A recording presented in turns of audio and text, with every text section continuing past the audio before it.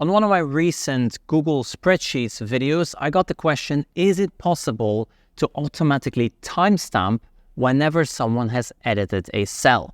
Now, this got me thinking, if one person has this question, there must be more than one out there that are trying to get this done on their documents. So here is an example of what that would look like. You can see here we have our student names, we have their levels, and then here, as I change this level, you will see I'm going to change it. It automatically updates in here the timestamp of when this cell was last edited.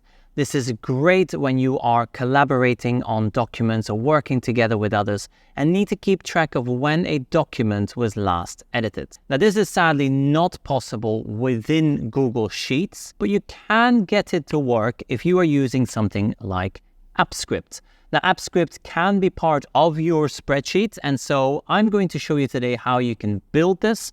You can also find a link in the description below if you would like to simply download the code and then copy it over and tweak it where necessary so you can get started right away. I'm going to start by first of all creating a new spreadsheet so we can build this from scratch.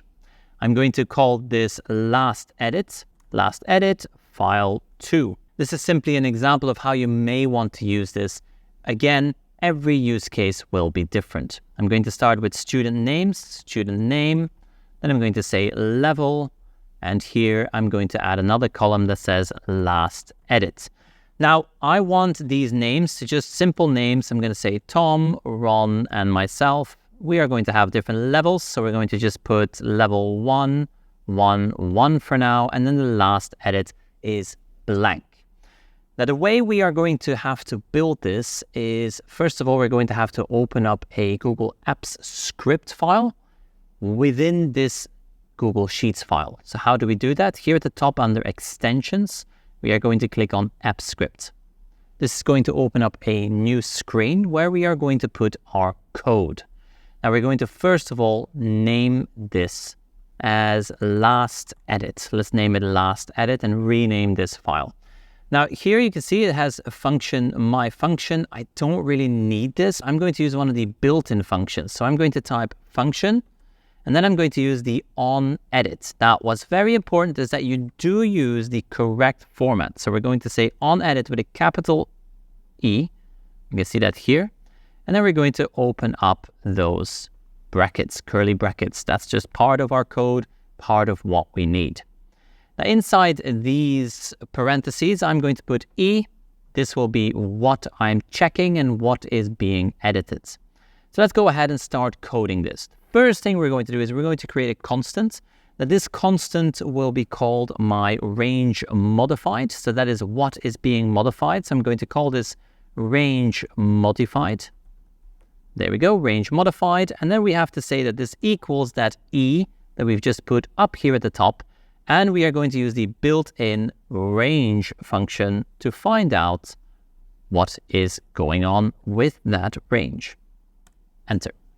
Now, this is all you really have to do at this point because what you've prepared is that constant, and now we're going to check everything to that constant. So we're going to look for the constant. Has it been modified? If it's been modified, add a timestamp.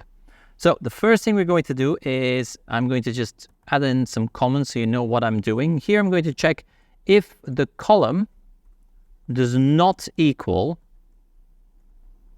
column, let's see, which column are we using? 1, 2, column 2. So if the column does not equal column 2, then I am going to exit this code. I'm also going to have to check the rows because it's not all rows that I want to edit. So if the row does not equal 2, so I'm also going to have to add if the row does not equal 2, I'm also going to exit. Now, when you see these double slash, all that is a comment.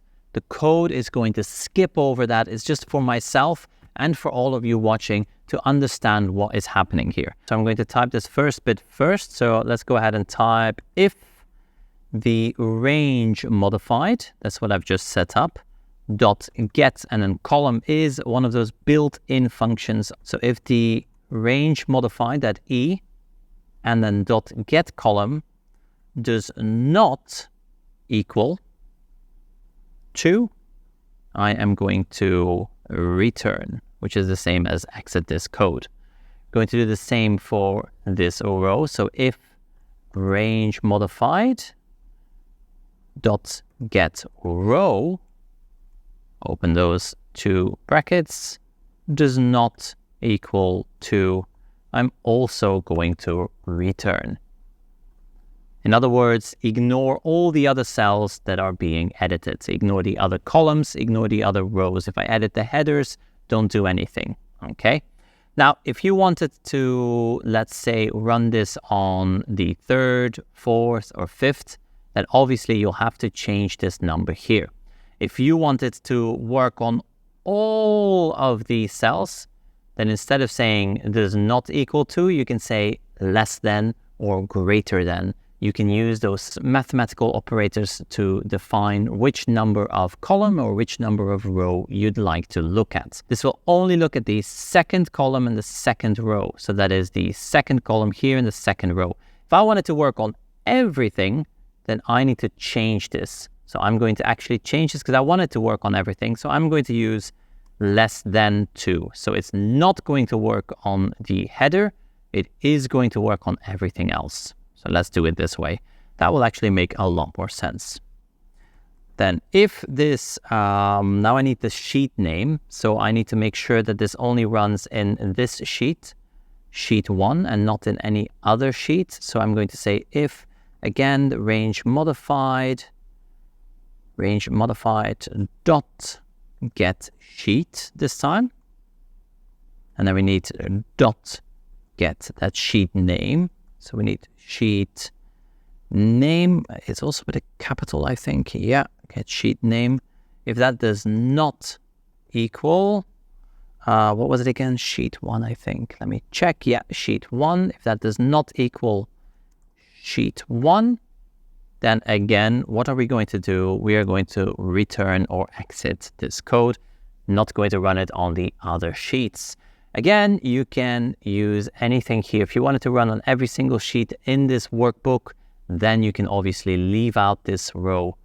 But that does mean that if in the future you create multiple sheets within this workbook, you're going to have the same code run on every single sheet, which may not be what you want.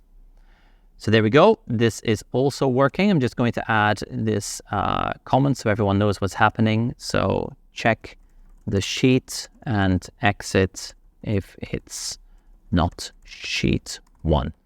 Okay, so then everyone knows what's happening. Excellent. So now that we have our checks in place, we are checking the column, checking the row, checking the sheet, everything is correct. Now we are going to add a timestamp. So what we're going to do then is we're going to take that range modified, then we're going to add an offset. So in other words, where are we going to add in our timestamp? Are we going to add it in the cell that was edited? Or do we want it below the cell that was edited? Or do we want it to the side of the cell that was edited? So I'm going to offset it, let's say the same row. So I'm going to say 0. If I wanted it a row lower, I would say 1, 2, 3.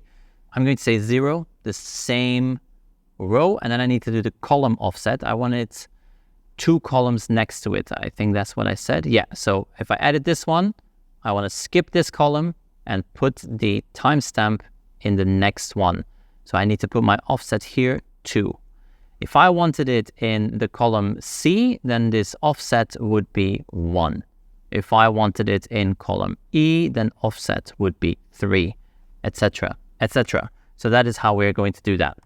Dot set value. I'm going to set the value again with that capital value to the new date. That is all built into Google Apps Script, so very easy to do this. Okay, I think our code is complete. Let's just double check that. So we have a constant. Yes, we're going to use that constant in our if. If it is not the right column, don't run it. If it is not the right row, don't run it. If it is not the right sheet, don't run it. And what will you run? You're going to modify it, set a new value, and that value will be the new date. Excellent. Right, we're going to save this, and now we are going to test it. So we're going to go into our file here, and let's go ahead and change this one to a 3. Let's see if it automatically adds in that timestamp. It should do so. And there we go, it's doing it. It's a slight delay there, but it is doing it. So let's try that again. We're going to do 2, enter. Okay, let's edit this one here. Let's make it a 5, enter. And it's automatically adding in that timestamp. Excellent. Now, the timestamp that you see here is still just a date. No problem. We can change the format of this timestamp. So we're going to drag this down because it does contain the actual time, data, and information as well. So select these cells, go to the top where it says Format, and in Format, you are going to find under Number, when you scroll down, you'll have Date and Time. So you can see here, let's click this, and there we go. Now we have both the date and the time. Let's go ahead and tweak this one. Let's make it a 0, enter.